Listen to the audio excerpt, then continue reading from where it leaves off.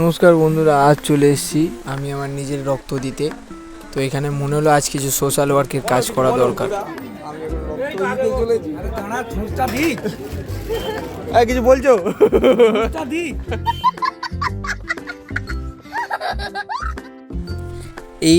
এটা হচ্ছে আমার সার্টিফিকেটটা সাইড সরিয়ে দিল। তো ব্যাগটার ভিতর থেকে রক্তর যে থলিটা বা রক্ত যাতে নেওয়া হয় সেই জিনিসটা এটা। তো এর মধ্যেই ছুঁচ যেগুলো ভালভ যেগুলো যা আছে সব। ছুঁচটা যখন ঢোকালো একটু প্রবলেম হলো, কারণ লাইফে ফার্স্ট টাইম আমি আমার রক্ত দিলাম।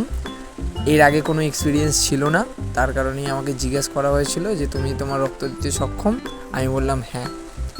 জীবনে বেঁচে থাকলে মানুষের পাশে মানুষকে দাঁড়ানোটা উচিত, এই সব ভেবেই আমি রক্তটা নিজের দিলাম প্রথমত।